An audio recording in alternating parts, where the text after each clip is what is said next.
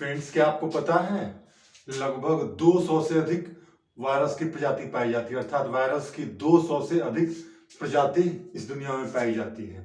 तो आज हम लोगों का टॉपिक है वायरस।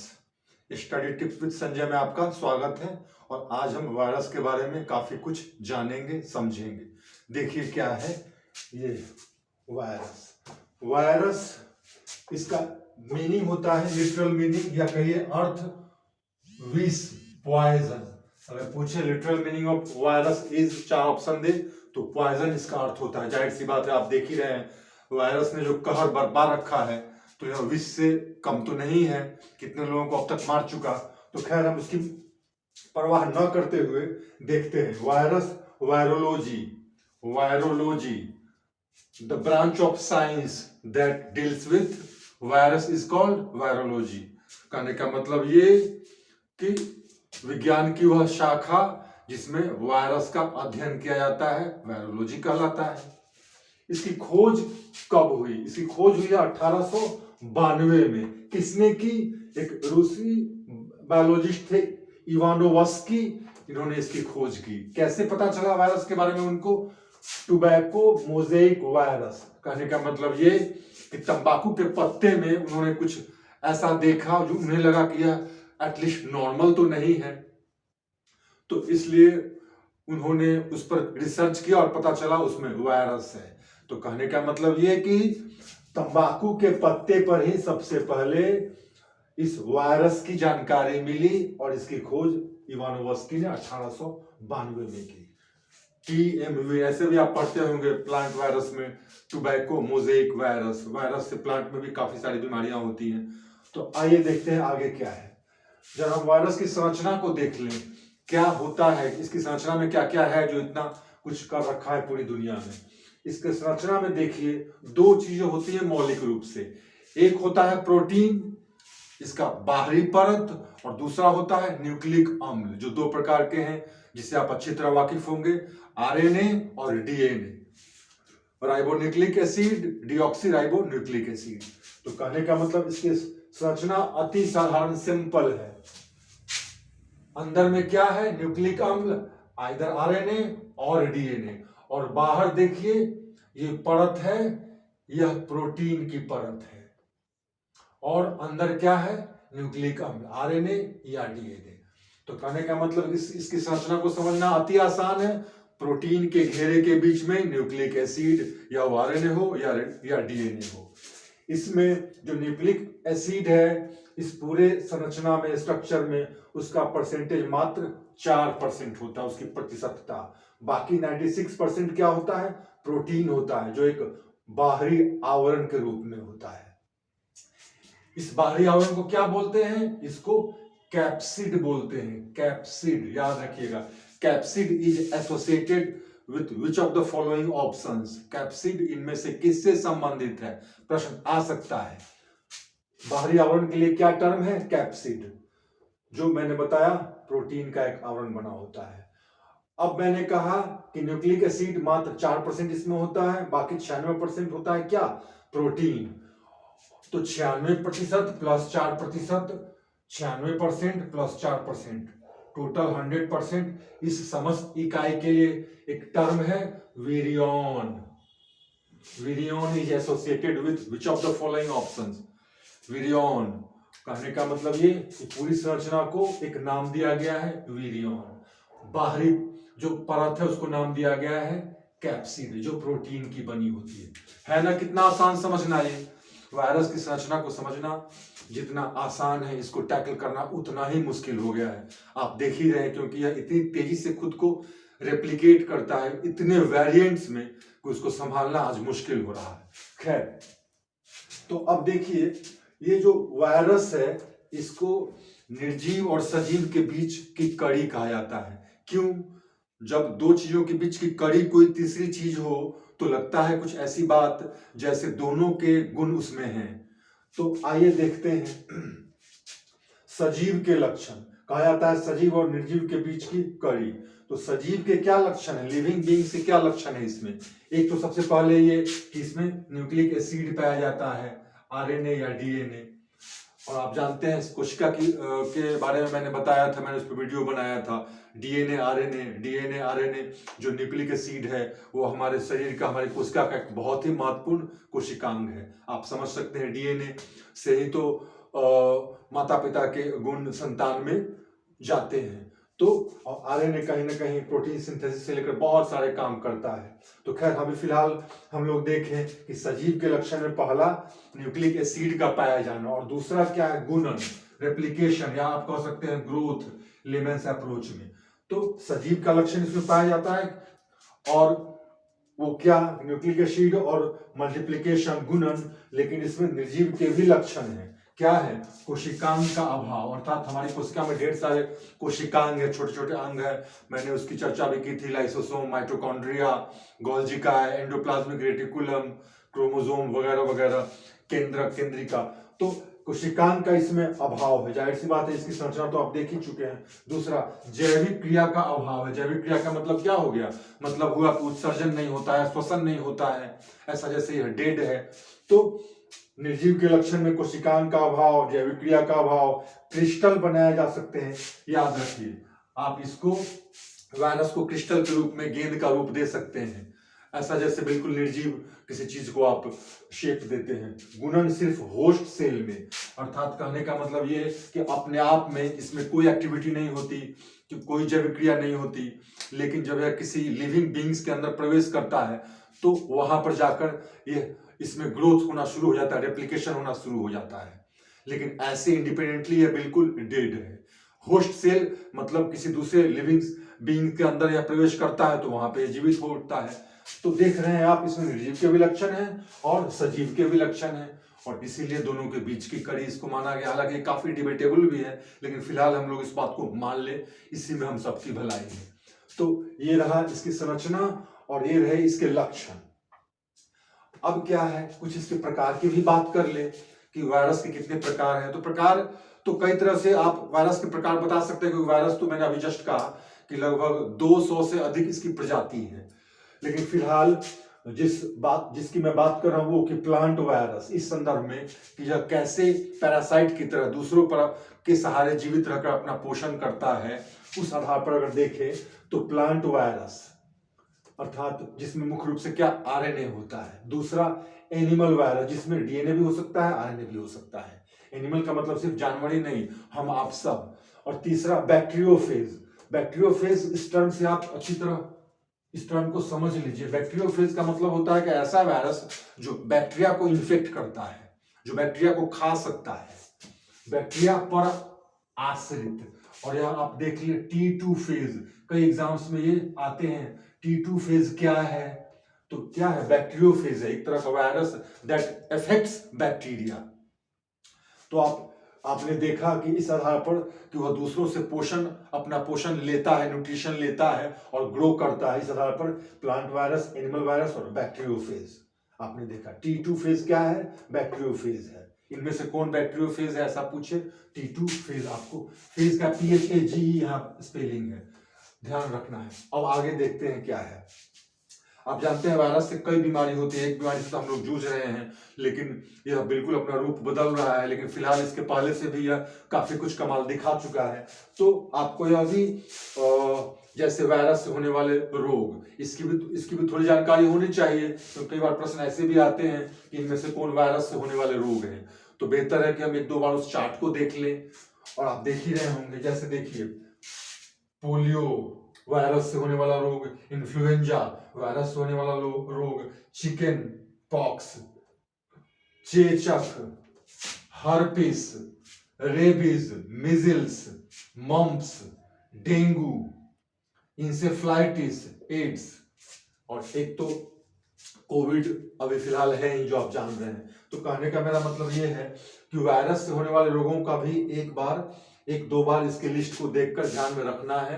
जैसे कई तरह के बुखार हैं तो उसमें कंफ्यूजन हो जाता है कि ये बुखार वायरस से है, बैक्टीरिया से है, पता नहीं किस कारण से है। तो पोलियो, इन्फ्लुएंजा, चिकन पॉक्स, चेचक, rabies, mumps, encephalitis, AIDS, dengue, measles, herpes, एक दो बार देख लेंगे आपके ज़हन में आ जाएगा। लेकिन एक बात और है, वायरस ऐसा नहीं है कि सिर्फ नुकसान ही करता है, थोड़े बहुत इसके उपयोग भी हैं। तो जरा इसको भी जान लेते हैं कि क्या इसके उपयोग है। तो देखिए, एक तो साइनोफेज एक टर्म है, साइनोफेज। आप नील हरित ब्लू ग्रीन एल्गी या नील हरित शैवाल का आपने नाम सुना होगा, कई जगह आप देखते होंगे हरा हरा काई जैसा लगाना था, वो कुछ और नहीं, ब्लू ग्रीन एल्गी ही होता है। तो उसको साफ करने के लिए कई बार वायरस का उपयोग किया जाता है, और वह वायरस जो ब्लू ग्रीन एल्गी या नील हरित शैवाल को खाता है उसको बोलते हैं साइनोफेज। अर्थात नील हरित शैवाल ब्लू ग्रीन एल्गी को खत्म करने के लिए, साफ करने के लिए हम वायरस का इस्तेमाल कई बार करते हैं, किया जाता है। दूसरा देखिए बैक्टीरियोफेज, अभी मैंने चर्चा की थी, कुछ ऐसे वायरस होते हैं जो बैक्टीरिया को अपना घर बना लेते हैं और उसी से अपना पोषण प्राप्त करते हैं, या अर्थात उसी को खाते हैं। तो कहने का मतलब ये है कि इसका उपयोग यह हुआ कि जल को सड़ने से बचाने में ऐसे वायरस का उपयोग किया जा सकता है और किया जाता है।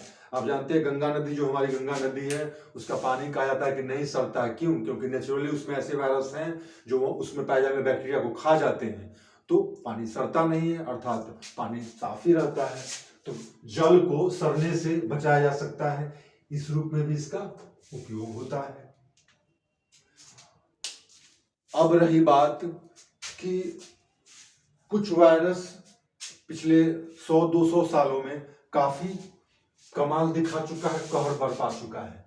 तो मेरे कहने का ये मतलब है कि आप थोड़ा उनको भी जान लीजिए, और साथ साथ वो कब आए, कब उन्होंने कमाल दिखाया, उनका ओरिजिन अर्थात सबसे पहले वो कहाँ पाए गए, उसको भी थोड़ा देख लें। क्योंकि कई बार खासकर अब जो एग्जाम्स हो रहे हैं उसमें इस बात की उम्मीद की जा सकती है, आपने सुना होगा इबोला वायरस हो गया, हेंड्रा वायरस हो गया, सार्स हो गया, मर्स हो गया, तो इस तरह के निपाह हो गया। तो सबके अलग अलग ओरिजिन हैं, फलाना ईयर में फलाना जगह पे सबसे पहले पाया गया था, इस रूप में भी प्रश्न आ सकता है, या फिर मैचिंग के रूप में भी प्रश्न पूछ सकता है। तो ऐसे कुछ जो वायरस हैं जो काफी चर्चित रहे हैं, उनका नाम और उनका ओरिजिन, मतलब कहाँ पहली बार पाया गया उसको जान ले। लेकिन उससे पहले एक और बात जान लिया जाए कि आपको पता है कि ये कैसे जो वायरस है वो मानव शरीर को जब अटैक करता है, हमारे इम्यून पावर को इफेक्ट करते हुए हमारे शरीर में प्रवेश करता है और जिससे हम बीमारी से ग्रस्त हो जाते हैं, तो कैसे हमारा एंटीबॉडी हमारा शरीर उससे अपनी रक्षा कैसे करता है, जरा इसको जान ले। तो बहुत सिंपल सी बात है, अगर यह हमारा शरीर है और वायरस का अगर यहां इन्फेक्शन हुआ, तो अगले पल में क्या है, हमारे शरीर में एंटीबॉडी हमारा शरीर उत्पन्न करता है, प्रतिरक्षा तंत्र जिसको बोलते हैं। यह क्या करता है, वायरस को न्यूट्रलाइज कर देता है, न्यूट्रलाइज अर्थात उसके प्रभाव को समाप्त करता है। और अगले स्टेज में क्या करता है, हमारे एंटीबॉडी का एक पार्ट होता है जिसको बोलते हैं टी सेल्स। याद रखना है टी सेल्स इनमें से किससे संबंधित है, याद रखना है टी सेल्स हमारे एंटीबॉडी का ही, हमारे प्रतिरक्षा तंत्र का ही एक भाग है। तो ये टी सेल्स फाइनली वायरस को खत्म कर देता है, उसकी हत्या कर देता है, उसको बिल्कुल समाप्त कर देता है। इस लड़ाई में अगर एंटीबॉडी कारगर साबित नहीं होता है तब हम बीमारी से ग्रस्त रह जाते हैं अथवा हम बच जाते हैं। तो हमारा जो प्रतिरक्षा तंत्र है वो एंटीबॉडी वह इस 3 फेज में काम करके वायरस को समाप्त करता है, और लास्ट में जो एंटीबॉडी का ही पार्ट है टी सेल्स, यह वायरस को कंप्लीटली समाप्त कर देता है, खत्म कर देता है। इस तरह से हमारा शरीर जो है वह वायरस से खुद को या हमारी रक्षा करता है। समझ गए? टी सेल्स आपको ध्यान में रखना है। अब एक और बात जिसकी मैंने चर्चा की थी कि कुछ और नाम हम जान लें, और उस बात की तो उम्मीद की ही जा सकती है कि ये किसी न किसी एग्जाम में प्रश्न के रूप में आ सकते हैं। तो हम लोग देख लें इसको। सबसे पहले हम लोग जान लें स्पेनिश फ्लू। जैसा कि नाम से ही स्पष्ट है, स्पेन में सबसे पहली बार देखा गया। कब देखा गया? 1918 में। काफी लोगों की मृत्यु हुई थी इससे। अब आपने एक सुना होगा जीका वायरस, स्पेनिश फ्लू भी है, बेसिकली वायरस से ही होता है। चूंकि स्पेन में पाया गया तो इसको फ्लू एक बुखार के रूप में है, फीवर के रूप में, तो इसको यह नाम दिया गया। बेसिकली स्पेन यह वायरस से ही होता है। जीका वायरस का भी आपने नाम सुना होगा, जीका वायरस। तो ये कहाँ पाया गया? यह मध्य अफ्रीका में सबसे पहले यह पाया गया था। कब? 1947। Spanish flu, Zika virus. अब हो गया इबोला, आपने नाम सुना होगा, इबोला वायरस। यह कहां पाया गया है? यह पाया गया सबसे पहले कांगो, अफ्रीकी देश है कांगो। कब पाया गया यह? 1976 में सबसे पहले यह पाया गया। अब एक है हेंड्रा वायरस। हेंड्रा वायरस यह कहां पाया गया है? यह ऑस्ट्रेलिया, ब्रिस्बेन आपने नाम सुना होगा, उसी के का सबर्ब है हेंड्रा, एक जगह है ऑस्ट्रेलिया, हेंड्रा। यह कब पाया गया हेंड्रा? 1994 में सबसे पहले इसको ट्रेस किया गया, और इबोला को 1976 में। एक और है SARS, SARS, severe acute respiratory syndrome, काफी चर्चित रहा है। सार्स का ही एक रूप है जो अभी हम लोग झेल रहे हैं। यह कहां पाया गया? गुआंग डोंग प्रांत, नाम से ही स्पष्ट है कि यह चीन में है ना। यह चीन में पाया गया कब? 2003 में सबसे पहले इसको गुआडोंग प्रांत चीन में, सीवियर एक्यूट रेस्पिरेटरी सिंड्रोम, तो सबसे पहले गुआंगडोंग प्रांत चीन में 2003 में। अब उसके बाद एक H1N1, उसको बोलते हैं स्वाइन फ्लू बोलते हैं।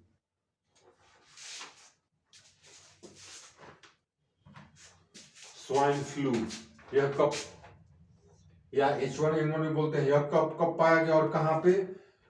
तो यह USA में 2009 में सबसे पहले यह पाया गया, H1N1। अब उसके बाद एक है MERS, यह कहां पाया गया? तो यह पाया गया सबसे पहले जॉर्डन में। कब? 2012। अब रही बात निपाह वायरस की। निपाह वायरस यह कहां पाया गया? तो मलेशिया में, मलेशिया में पाया गया। कब? यह पाया गया 1998 में सबसे पहले मलेशिया में इसको ट्रेस किया गया। और एक क्या है? कोविड-19, तो आप जानते हैं सब, वुहान, यह तो काफी चर्चित है आजकल, वुहान चीन में पाया गया है। और 19 से आप समझ सकते हैं कि क्या इसका अर्थ है। क्या आप बता सकते हैं कोविड भारत में सबसे पहले किस राज्य में ट्रेस किया गया? केरल में। तो इस तरह से कुछ ऐसे वायरस जो पिछले 100-150 सालों में काफी चर्चित रहे, उनका नाम और उनका ओरिजिन सबसे पहले कहां ट्रेस किए गए और कब, इसको जान लेने में ही भलाई है जिनको आगे आने वाली परीक्षाओं में बैठना है, क्योंकि आप उम्मीद कर सकते हैं कि इनसे कुछ प्रश्न पूछे जा सकते हैं। तो आई होप कि आप देखा होगा Spanish flu Spain 1918, Zika virus मध्य Africa 1947, Ebola virus Congo 1976, Hendra virus Australia 1994, SARS Guangdong प्रांत चीन 2003, H1N1 swine flu USA 2009, MERS Jordan 2012, Nipah virus Malaysia 1998, और कोविड का तो कुछ कहना ही नहीं है, वुहान। तो इस तरह से वायरस से संबंधित कुछ बातों पर आज चर्चा हुई। अगर आपको वीडियो अच्छा लगता है तो आप बताएं, शेयर करें दूसरों से। कोई परेशानी दिखे तो फिर अपनी परेशानी को मुझसे शेयर करें। Thank you very much.